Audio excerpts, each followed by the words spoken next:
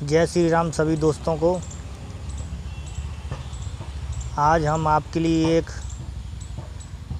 अच्छी जानकारी लाए हैं कि रामायण में कहा गया है कि चितजल पावक गगन समीरा और 5 तत्व जे अदम शरीरा। तो 5 तत्वों से शरीर कैसे बना है उसको हम जानेंगे, प्रैक्टिकल करेंगे। सुनते तो अभी तक हम आ ही रहे हैं और लोग सुना ही रहे हैं, कह रहे हैं बस कि चितजल पावक गगन समीरा और 5 तत्व ये अदम शरीरा। तो 5 तत्वों से शरीर बना कैसे है ये नहीं बता पाते और बड़े बड़े ज्ञान की बात करते हैं, लेकिन ये शरीर 5 तत्वों से कैसे बना है, ये पत्थर लकड़ी जो भी इस विश्व में सब कुछ दिख रहा है वो 5 तत्वों से कैसे बना है। तो इसको जानने के लिए सद्गुरु युक्ति ही चाहिए। सद्गुरु युक्ति से ही सब में कैसे है ये 5 तत्व उसकी जानकारी यथार्थ होती है।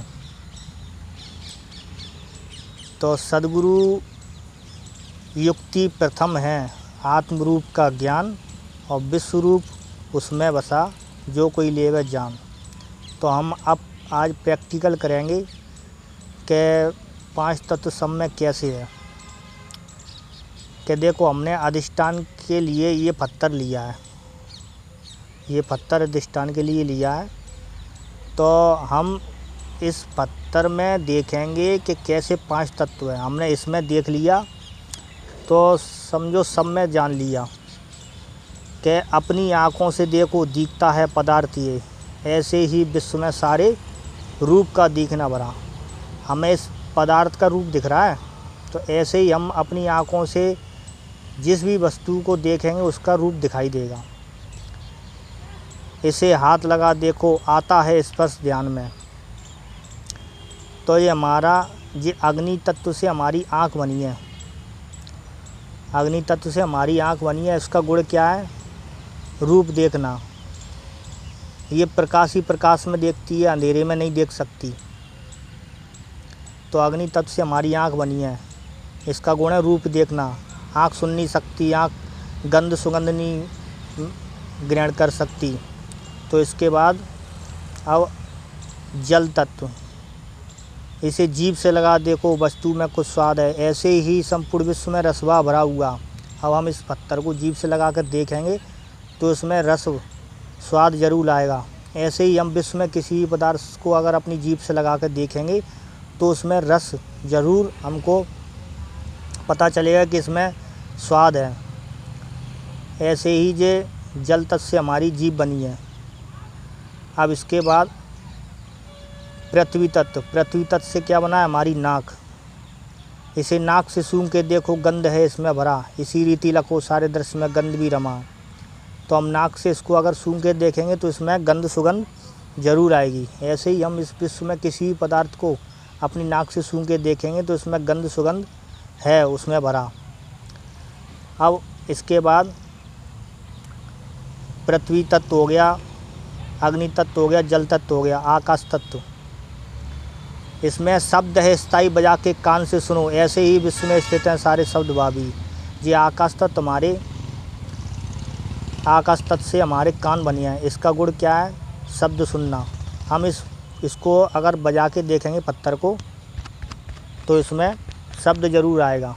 ऐसे ही विश्व में हम किसी वस्तु को बजा कर देखेंगे उसमें शब्द है भरा। तो पृथ्वी, जल, अग्नि, अब वायु, आकाश हो गया, वायु, 5वां तत्व वायु। तो वायु तत्व, इसे हाथ लगा देखो आता है स्पर्श ध्यान में। ये स्पर्श भाव सूरत विश्व में भरा हुआ।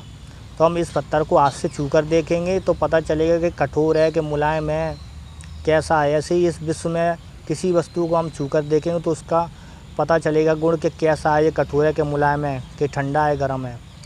ऐसे ही हमने इसमें देखा पत्थर में, तो ऐसे ही हम संपूर्ण विश्व में देखें तो हमको ये 5 तत्व दिखाई देंगे। प्रैक्टिकल करेंगे तो ये परमात्मा को जानने के लिए परमात्मा प्रैक्टिकल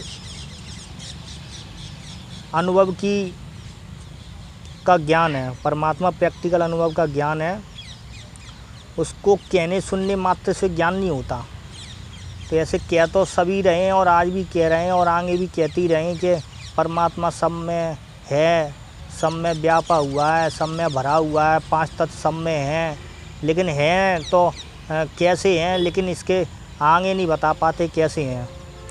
बस कहने सुनने में ही अब ये ज्ञान रह गया है। लेकिन सद्गुरु युक्ति से ही इसका दर्शन होता है, सद्गुरु ही इसका दर्शन करा पाते हैं। तो ये प्रैक्टिकल का ज्ञान है, इसको सुनने सुनाने तक ही सीमित ना रखा जाए।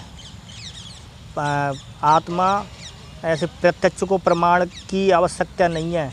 ऐसे मुझे आप देख रहे हो और कोई कह दे कि नहीं देख रहे हो, क्योंकि आप प्रत्यक्ष देख रहे हो तो आप अपनी मानो कि हम प्रत्यक्ष देख रहे हैं, अब आपके कहने से नहीं मांग रहे हैं। तो ईश्वर है तो दिखता है, लेकिन हम उसको पहचान नहीं पाते, हमारी जान पहचान नहीं हो पाती उससे। बस इसलिए हम ब्रह्म में इधर उधर घूमते रहते हैं।